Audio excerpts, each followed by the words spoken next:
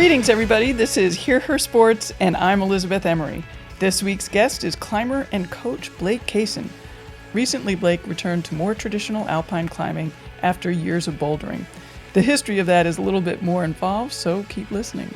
Blake's vision of rock climbing is definitely about the sport of it. We talk about training and other preparations. What's also very important to Blake is what climbing has taught her about herself. Her excitement for being in the mountains is so very obvious and contagious. Blake is an integrative wellness coach. She explains exactly what that means and how she approaches her method of coaching and why it's so special. Make a note, she works with her clients over the phone as well as in person and offers 20-minute free discovery calls. Find out more on her website, blakecasoncoaches.com, or go to hearhersports.com to see her photo and get that link. In today's episode, she offers some tips about emails.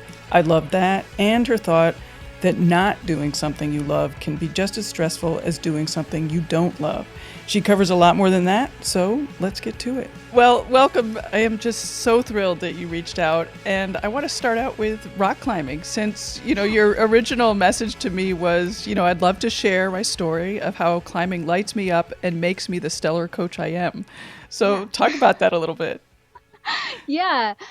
So my journey with climbing has been in some ways pretty short. I've only been climbing about 5 years and climbing on kind of like a performance progression based way in the last few years. And in those last few years, I hear a lot of comments of like, wow, like you've really progressed. And it was not a linear progression by any means. And that's what has been so incredible and so educational and so kind of life expanding is how much I've learned about myself through climbing. And that's, I think, one of the biggest reasons why I keep coming back to this sport is because it teaches me more and more about what I'm made of every time. And I find new ways to appreciate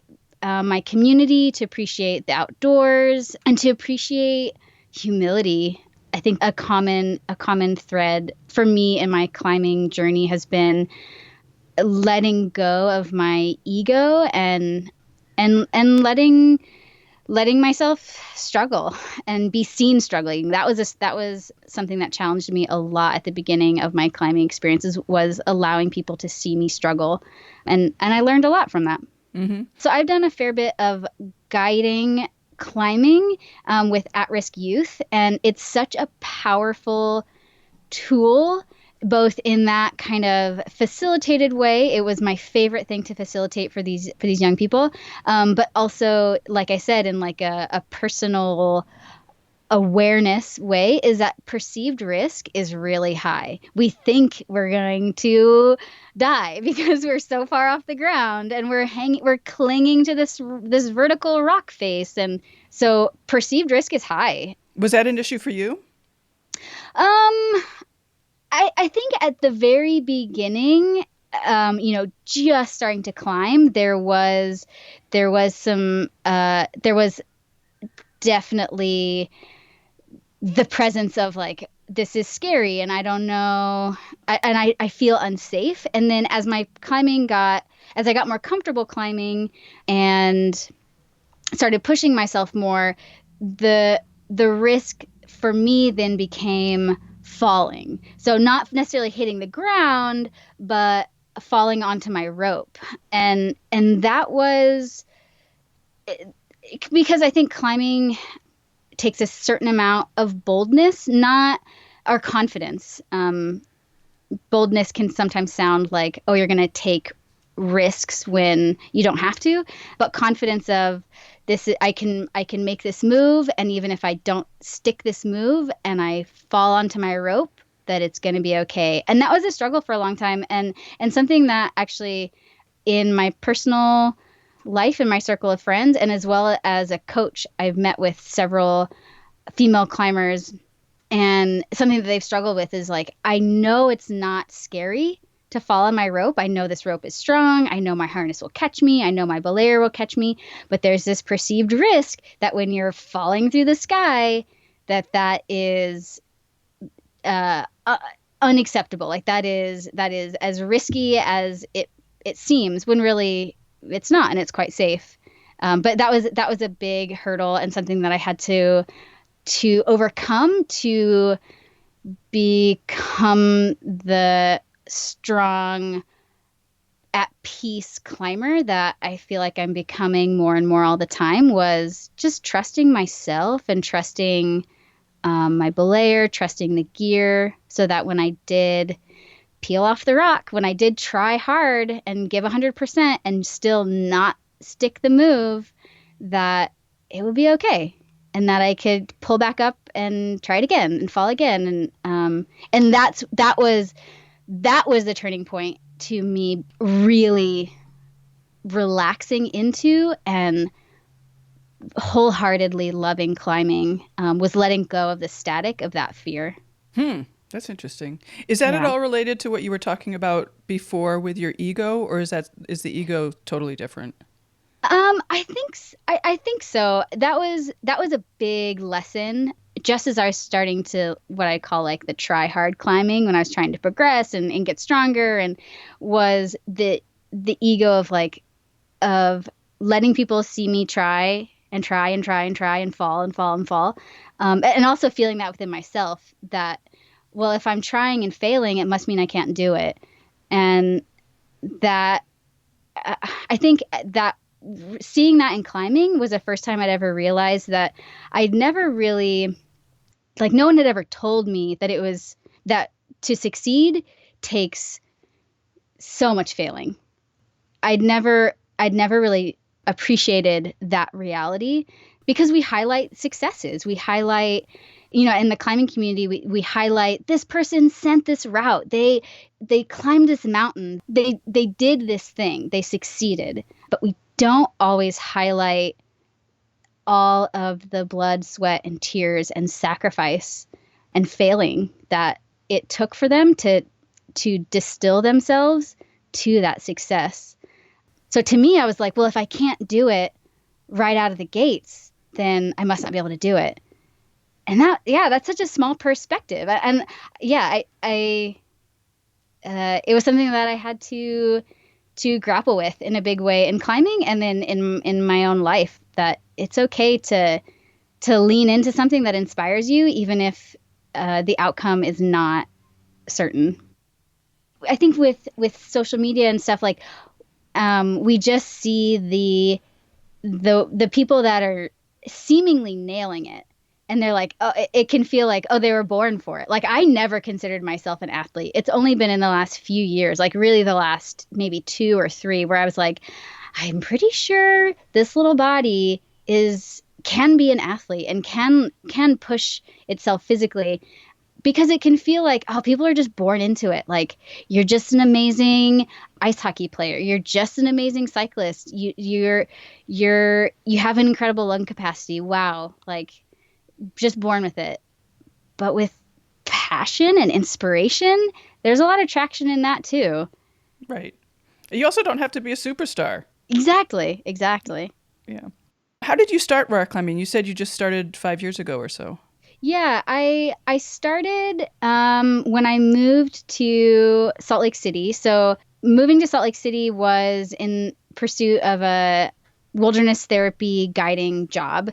And so wilderness therapy guides are super active, and we work for 8 days in the field with these students, and it's like really intense, super concentrated. And then we get off for 6 days and everyone just goes on adventures. So with my climbing guides, several of them climbed, and they dabbled in climbing. And so I tried it out and really, really liked it.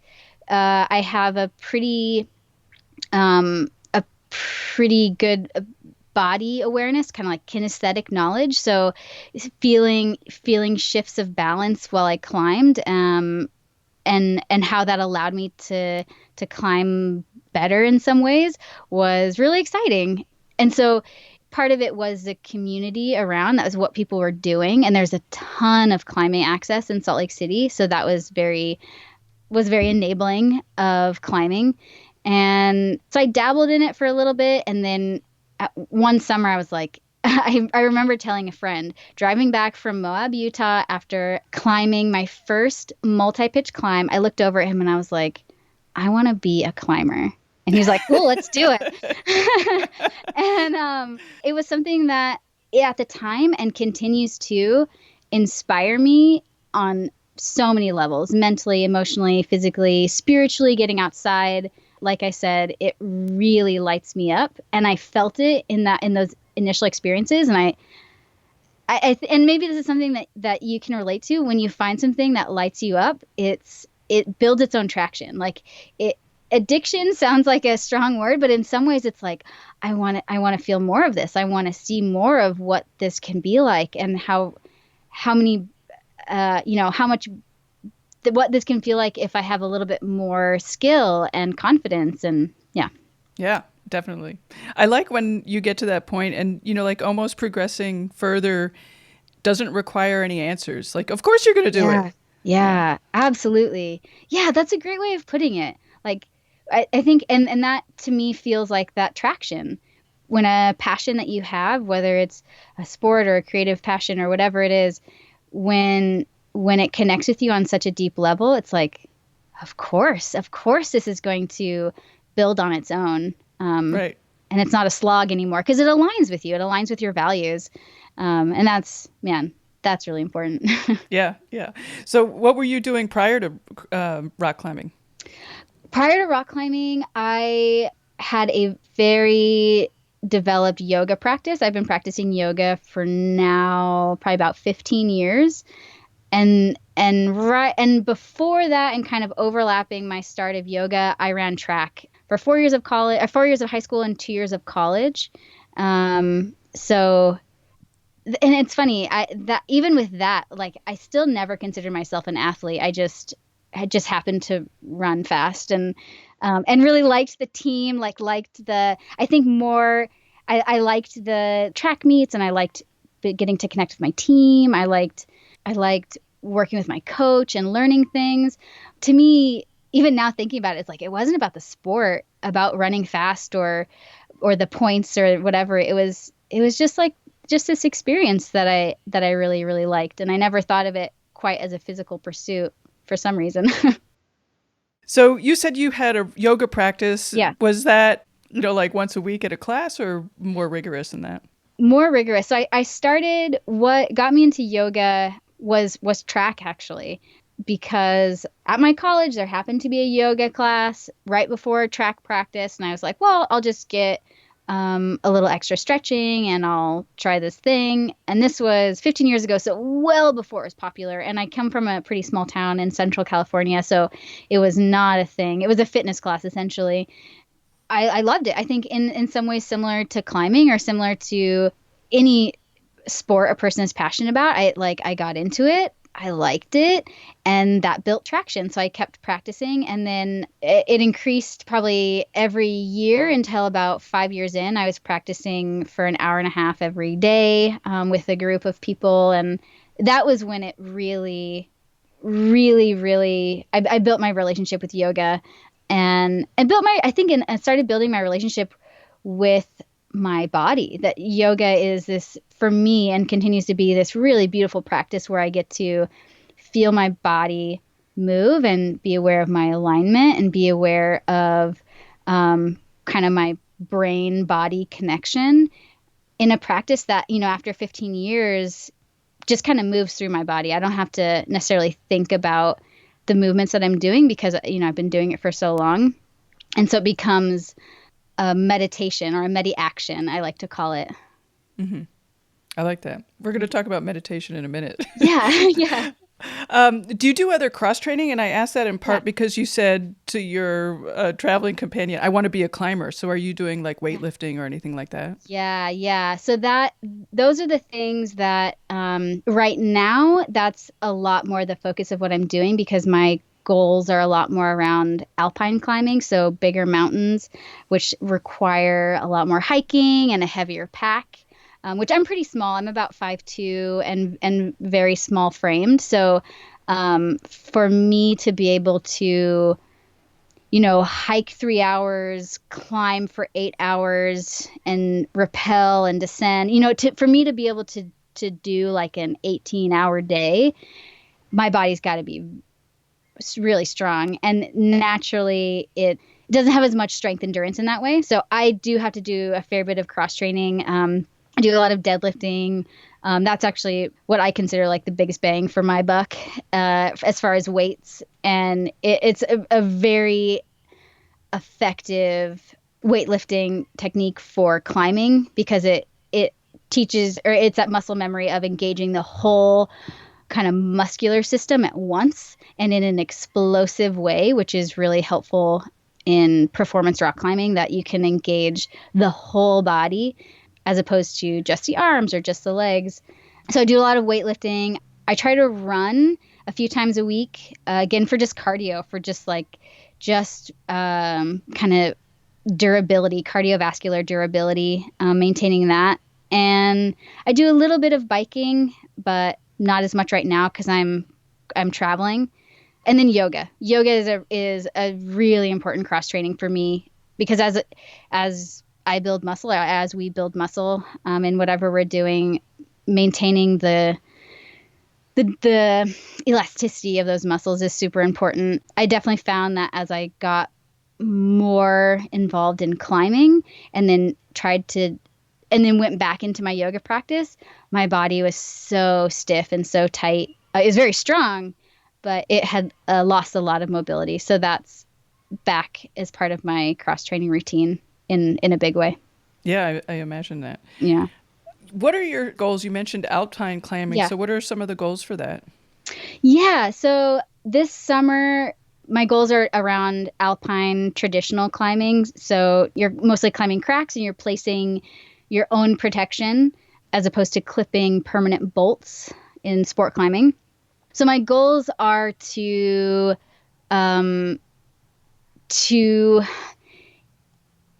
just dive back into that. I did a lot more trad climbing probably about 2 years ago, and then I took a ground fall.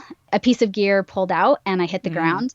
Yeah, it was rough, and definitely rough on my like we're talking about that perceived risk. Right. My perceived risk of trad climbing went through the roof.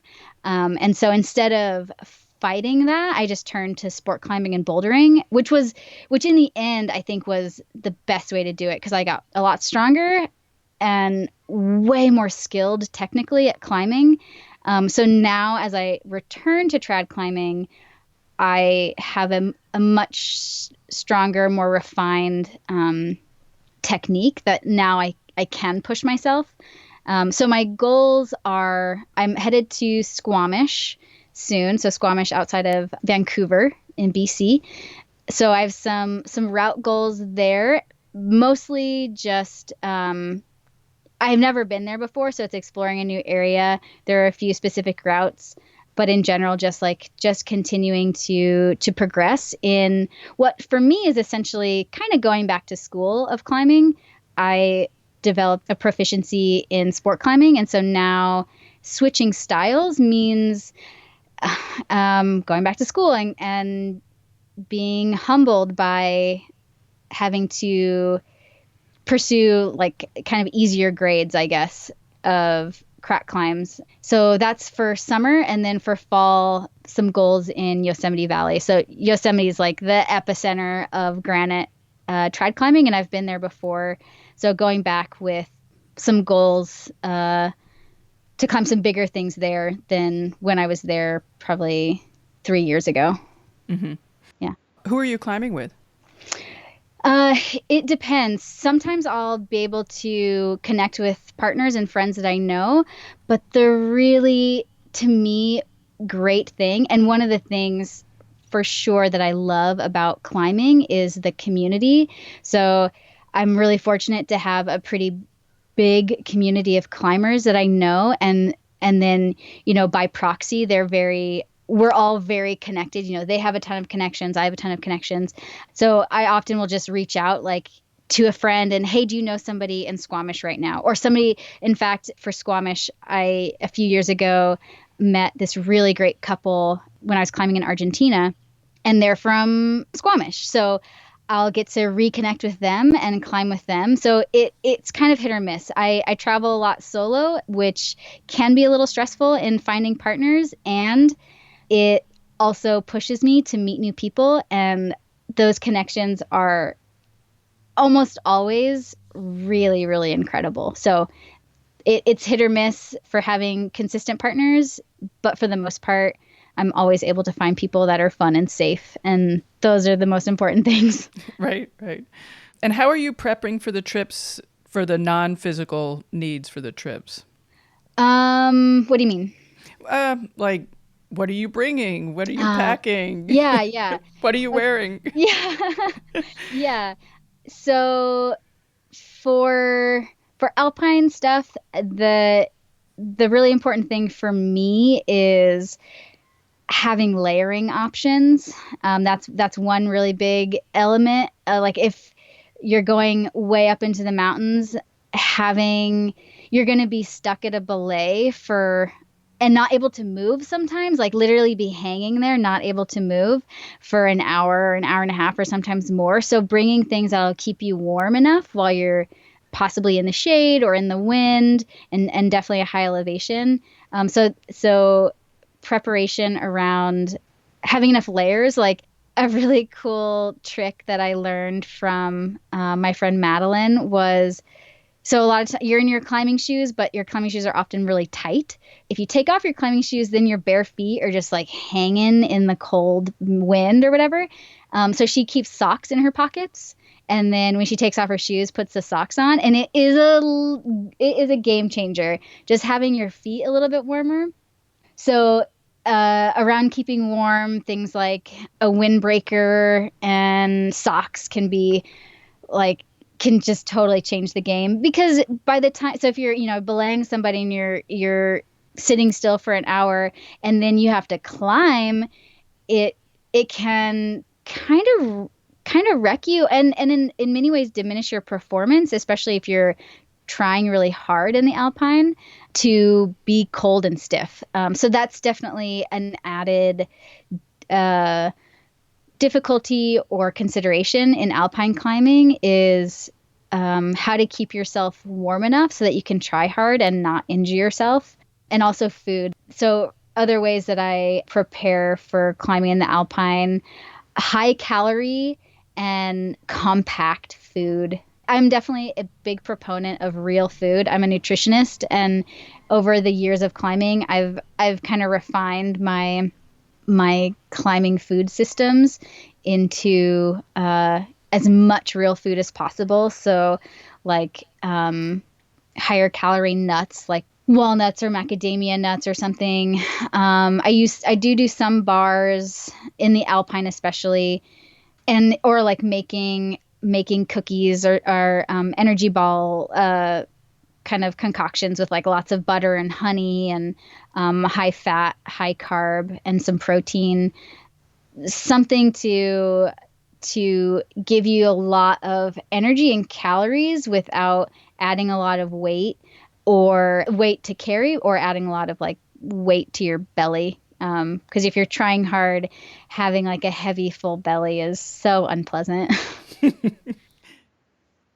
Are you able to describe what it's like, to be out on a rock in the middle of nowhere? Oh man. I It's funny, as you're saying that question, I felt it. So let me see if I can put words to it. I will try my best, because it is such a magical and really inspiring, and a big reason why I climb, is that because to me it feels quite a bit like having a conversation with the rock or with the mountain. And that's something I love about climbing, is that whether you're bouldering, so something like 15 feet, or sport climbing, something like 100 feet of climbing, or you're climbing a whole mountain, like 1,000 feet, to me, it feels like I'm having a conversation with this section of rock as it is. The mountain is not changing for me. It's not going to be like, okay, you're tired. Let me decrease the angle so this isn't as difficult. It feels like yeah, it feels like I'm having a like a one-on-one, like a real talk with with this mountain, and and that I get to tap into all of the years of experience and the years of blood, sweat, and tears and dedication and sacrifice that allows me to, even if it's a moderate route, that allows me to ascend an easier route quickly, or a difficult route that allows me to, climb this section of difficult climbing because of that investment and because of that the love I have for this sport. And yeah, it makes me feel very small interacting with these things that are way bigger than me. And that's something that I really love. Like anytime I watch surfing, it's something I'm reminded of, that those waves are not changing for those surfers. The wave is going to do what it's going to elicit what's moving inside of it, whatever, based on the moon, based on the tide. Like the wave is going to do its thing, and then we as humans get to, with our skill, hopefully interact with it in a safe, exciting, joyous way. So that's kind of what it feels like to me. It makes me feel small, but reminds me of all that I've invested into getting there. That's really nice. It reminds me of sort of the yin and yang theory. Yeah. You got to work with what you're given, or something like that. Yeah, yeah. Well, we've talked about your climbing. So how does that influence your coaching? And I think maybe we should start by I'm not entirely clear what you do in coaching. So maybe a description of Yeah. what you do.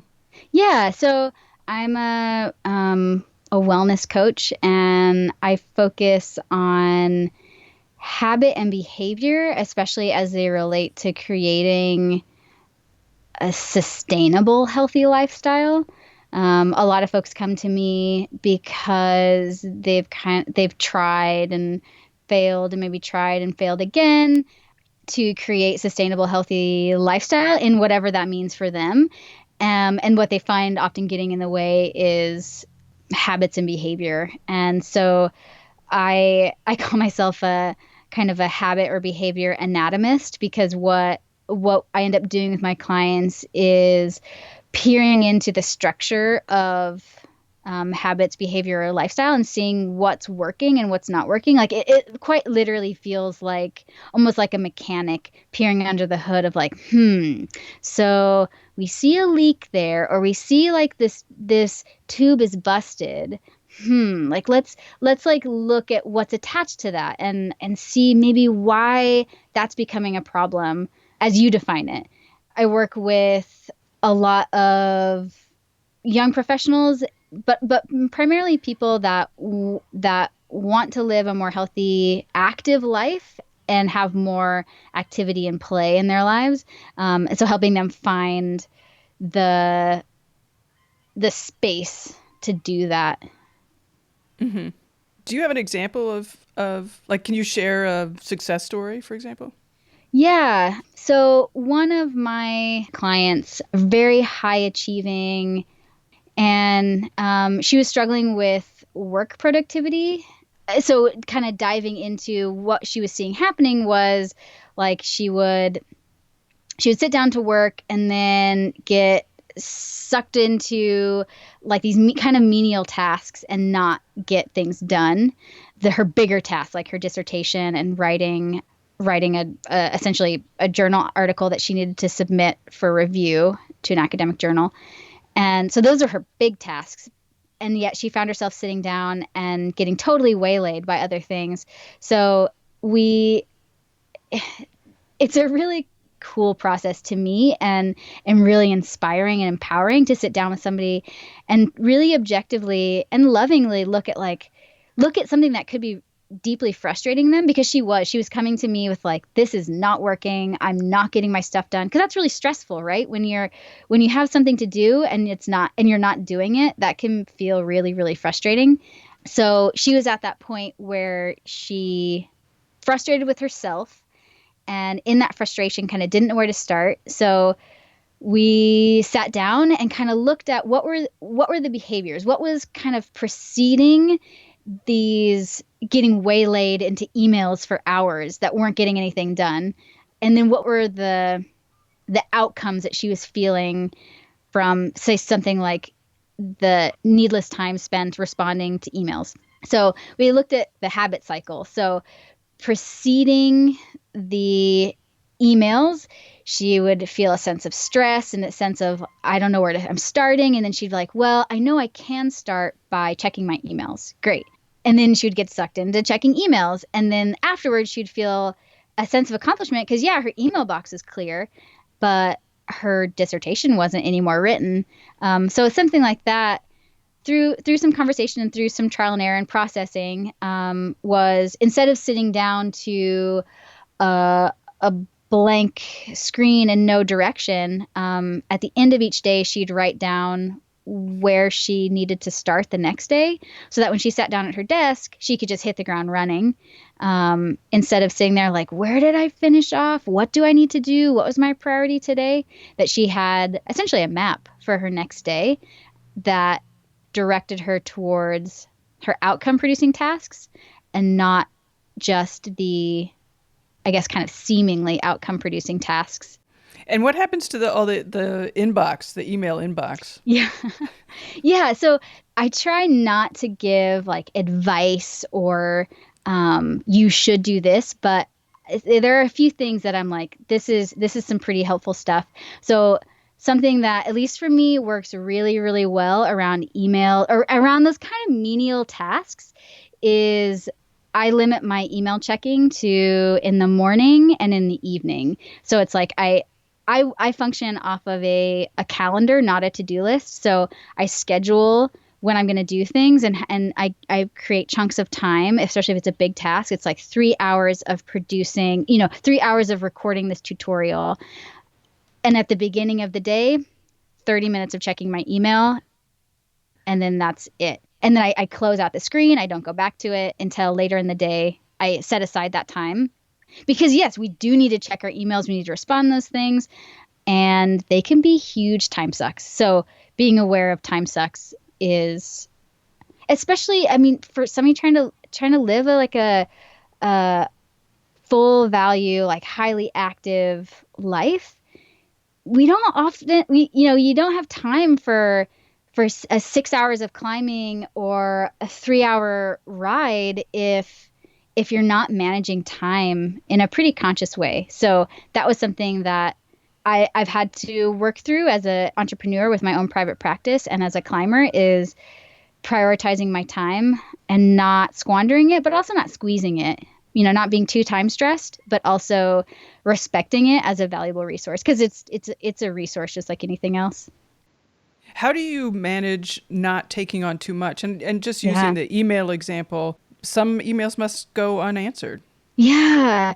Yeah. And that's a great example of, yeah, some things you just can't do it all. And that is something that I struggle with and have to be aware of as a solopreneur. It's me and my private practice, or even honestly in climbing, that I get really excited about training or excited about an objective, and sometimes it can be hard for me to focus on one thing because there's so much I'm excited about. I'm a pretty high energy person and very susceptible to inspiration. So there are times when I have to step back and be like, whoa, I'm spread way too thin and I have way too many plates spinning. What's going on? So I think a kind of a guiding light for me is what's in alignment with my priorities right now is one thing. So reflecting on like priorities and values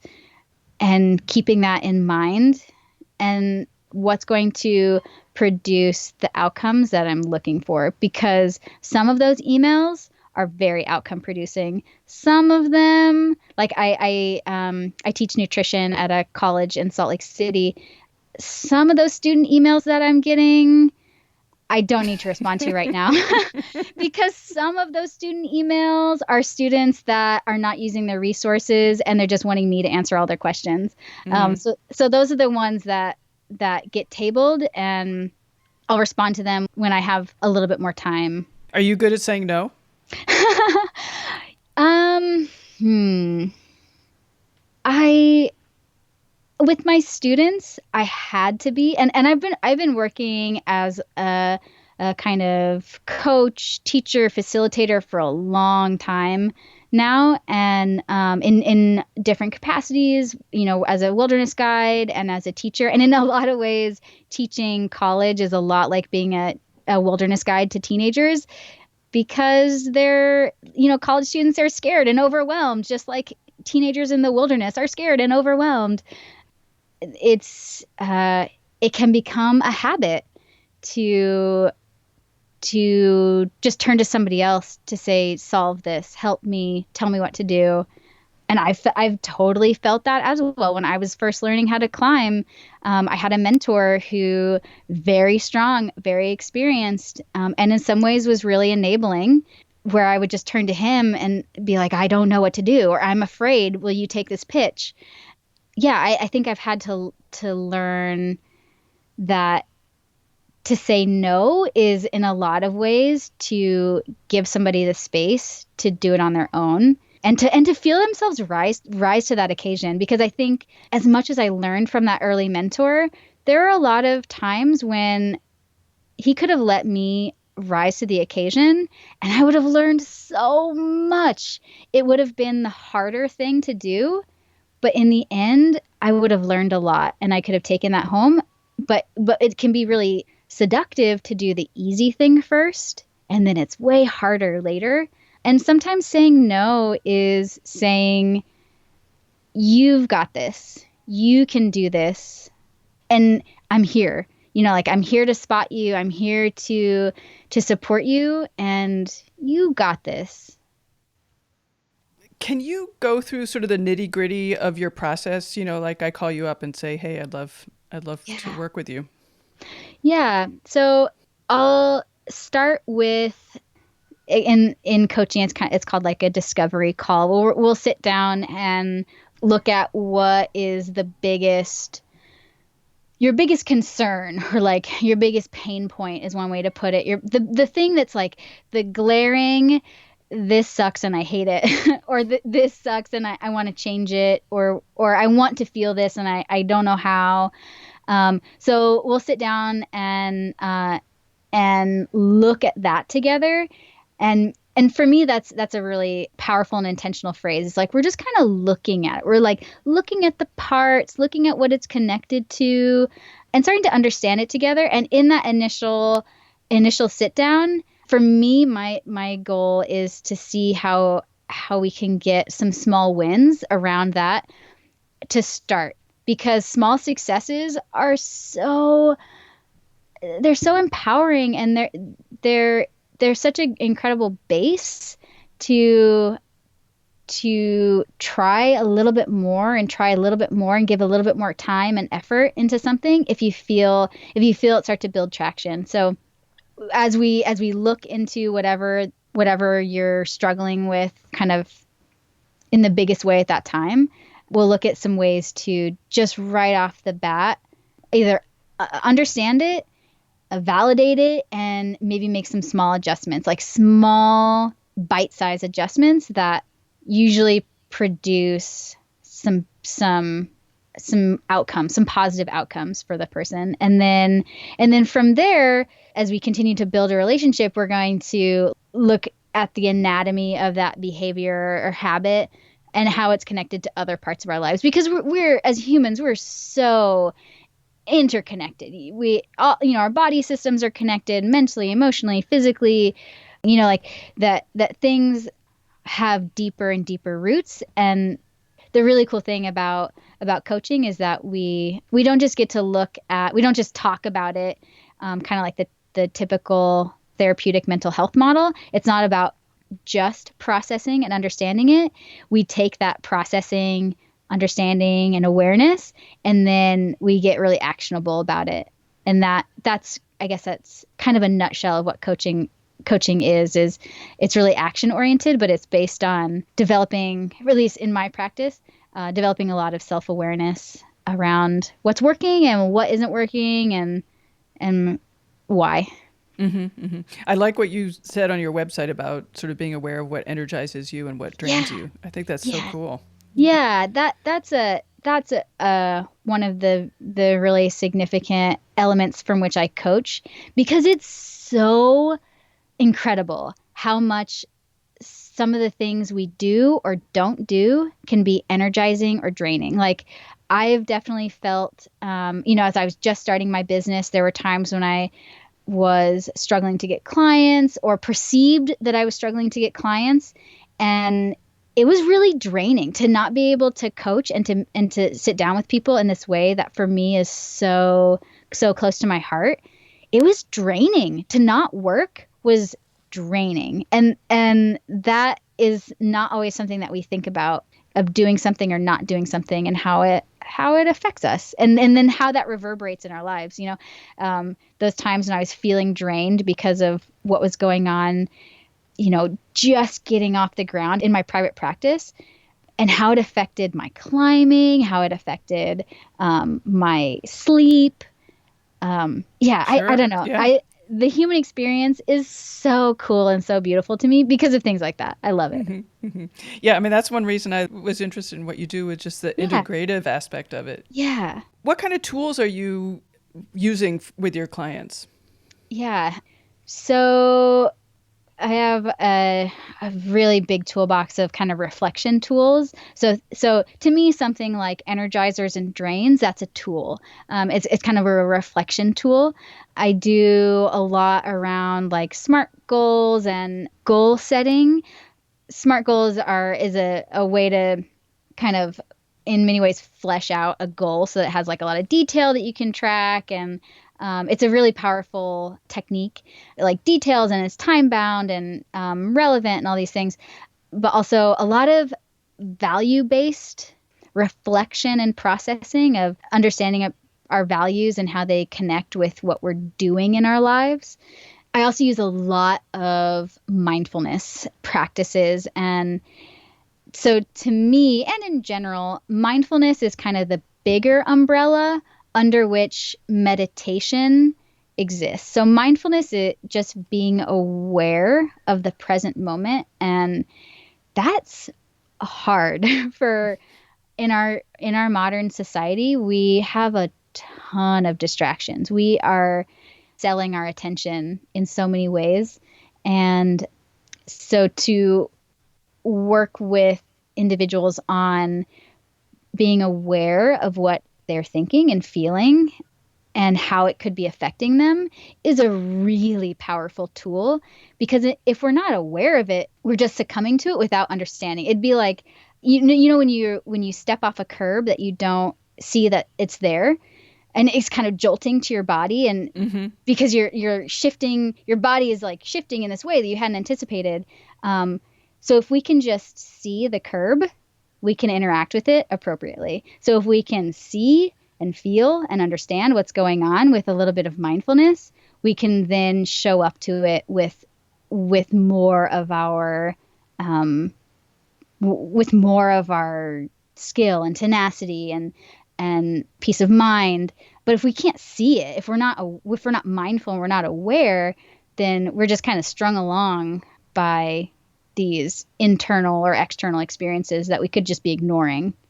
What advice are you giving your clients on how to sort of stick with meditation? I mean, I've had a lot of guests say that they really would like to do it, and then it just doesn't happen. Yeah, absolutely. And like I said, I've been practicing yoga for about 15 years now, and a big part of that is meditation. So I've been dabbling in meditation for that many years. and existed under this story that like I can't meditate, I can't sit and meditate, my mind's too active. I do medi-action. Like climbing for me is a huge medi-action. I am so focused on my physical body and the rock. I'm so focused on what is exactly happening. My physical body moving on this piece of rock that it is, one of the another incredible reason why I love the sport. So for me, and this is a way that I work with clients, is start small. Meet yourself where you're at, and if where you're at is I can sit for 30 seconds. Baby, sit for 30 seconds. That's yeah, that meet yourself where you're at, because again, like stepping off the curb that you don't expect, if you're trying to resist your brain, you're not doing anyone any services by forcing it. So in my experience with developing a seated meditation practice, which took me a long time, it was just being gentle with myself and starting small, starting with 5-minute guided meditations. I used Headspace for a while, which is a really great app. It has free 10 days, or there's another one called Insight Timer, that's free and has a bunch of different recorded meditations that you can use forever for free. But yeah, use a guided meditation app for 2 minutes. Start small, meet yourself where you're at. Use these resources like guided meditations, either on an app or online, and keep practicing. Because like I said, we're selling our attention to these really, really, again, to use the word seductive, these really seductive things that want to take all of our attention. And it can be hard to revert that attention back to ourselves. So keep practicing, because meditation is a skill. It is a skill like anything else. It takes practice. Our brains are going to want to skitter around and want to stay in a really highly active, really all switches flipped up, ready to fight or flight at any moment. Our brains exist in that for a lot of people all day. And I was totally the same. I experienced anxiety for many years, and I called myself a worrier, but really it was anxiety, because my brain was moving so fast all the time that it almost created anxiety, just because I was such a fast thinker. So for me, the practice of mindfulness and meditation has, one, allowed me to learn how to slow down my thoughts, which creates a lot more peace and calm in my physical body. It also has allowed me to recognize when my thoughts start to speed up, which for a long time felt like the normal, but also was wasn't very conducive to clarity of thought, because they were just racing all the time. What makes your method different or special, do you think? I think it is different because of that integrative approach. For one, that's a big base of how I work with clients, that, we have these 4 body systems, and they all interact in these really cool, beautiful, in some ways kind of complex ways. And also because of my years of experience with health and behavior change, from sexual health communication, which is tricky and complex, to teens and their families. I worked at a mental health clinic teaching mindfulness practices to people suffering from very deep, very severe depression and anxiety, schizophrenia. So I have this really, really broad experience of how to understand behavior and habit and how they impact a person's lifestyle. And as a nutritionist and a yoga instructor with a lot of years of experience, I can also support my clients on the physical plane. Yeah, the integrative model isn't just a model, it's also how I can and do support my clients in understanding, something like meal prep, but also understanding something like mindfulness, and understanding something like my back hurts when I sit at my desk. can meet them there because of my knowledge of anatomy and the physical body. So I think that's what makes my practice different, is the width and the depth of my experience in health and wellness. I like that you mentioned nutrition because I always like to ask about nutrition. Yeah. Talk to me about meal planning. Yeah.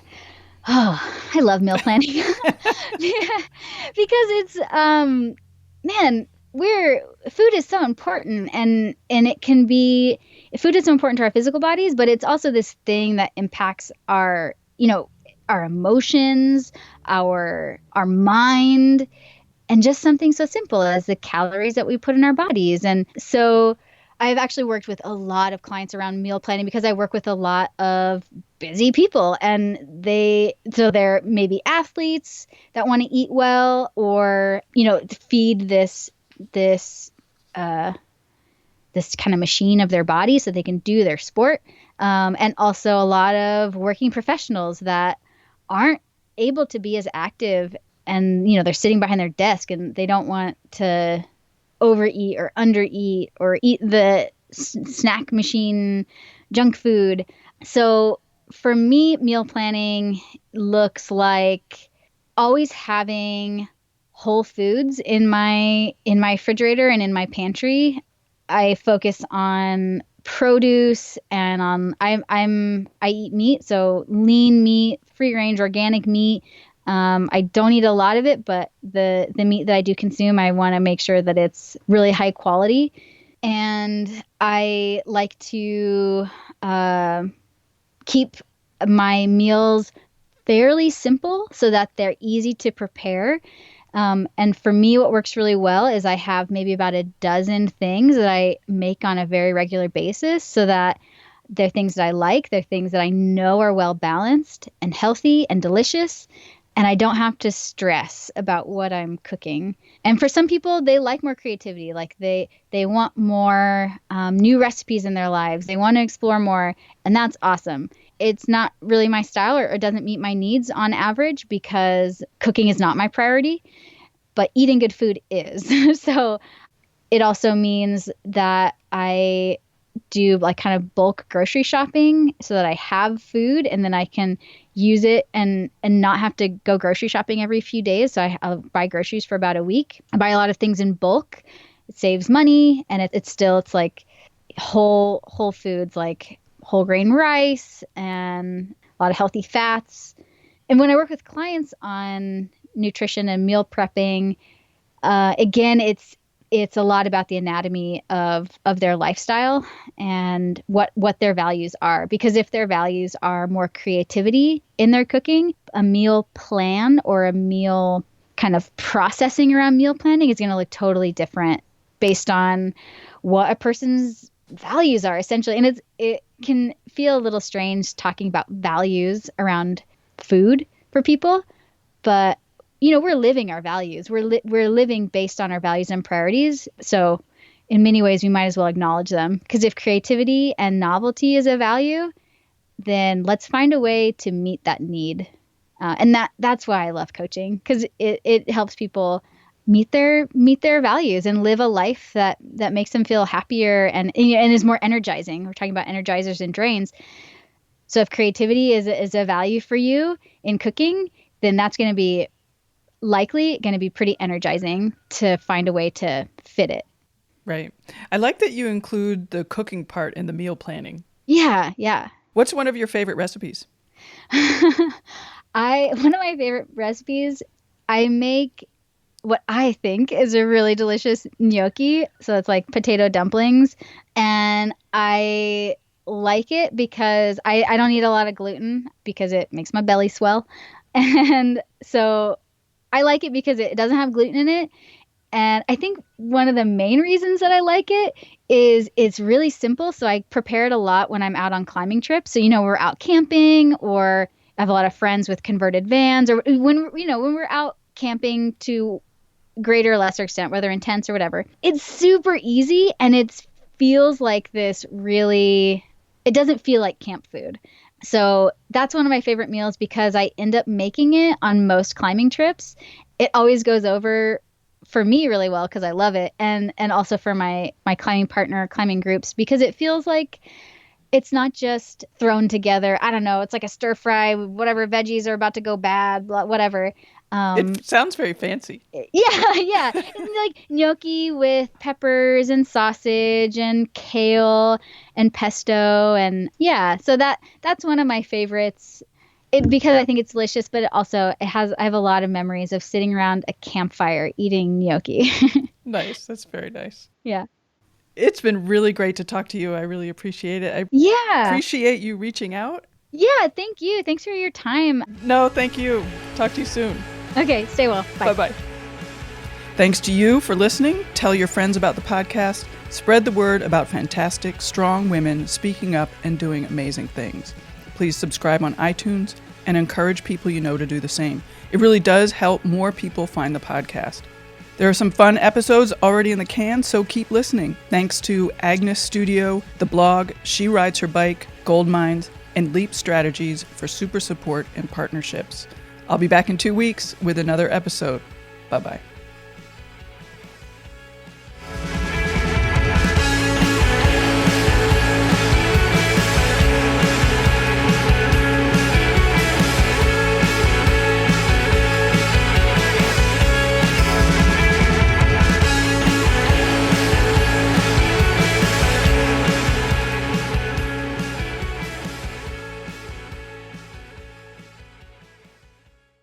Women's Running Stories, where we explore the intersection between running and life. Because every woman who is committed to a running journey has a story to tell, and this is where you'll find those stories. I am host and producer Cherie Louise Turner. I'm a 53-year-old runner, and together with original music by musician and runner Cormac O'Regan, we bring these inspirational stories to life. Please join us to fuel your adventures.